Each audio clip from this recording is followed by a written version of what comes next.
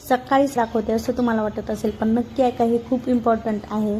कारण काय झालेलं, हे जे सॉकेट त्याने बसवलं होतं तर तो एक दुसऱ्या राज्यातला मुलगा होता आणि तो इथे काम करत होता. तर शक्यतो आमचं चाललं होतं की महाराष्ट्रातल्याच लोकांना आपले कामं द्यायचे. बट काय झालेलं, तो मुलगा 2-3 वेळेस फोन करून देखील आला नव्हता. म्हणून हा जो दुसरा बिहारचा मुलगा होता तो आला होता आणि त्याने खूप छान ते सॉकेट बसवलं होतं. ते पाणी कुठून येणार, कसं वरती जाणार, खालच्या नळामध्ये कसं येणार, बेसिंगच्या नळाला कुठून जाणार, एवढं छान. तर मी त्याला विचारलं, भैया आपका एज्युकेशन क्या है? तर तो बोलत होता, क्या बहन मैं तो कुछ भी नहीं सिखाऊं.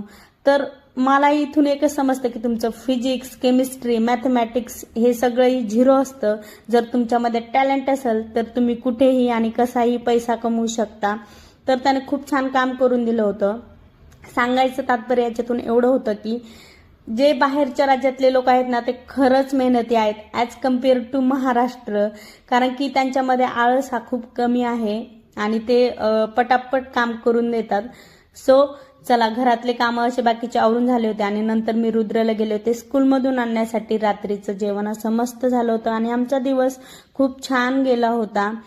तर मेहनत जर केली तर पैसा कमवणं हे खूप सोपं आहे. ॲट दी एंड दिवसाच्या शेवटी मला हे एक समजलं की जर तुम्ही मेहनत करताय तर तुम्हाला मरण नाही.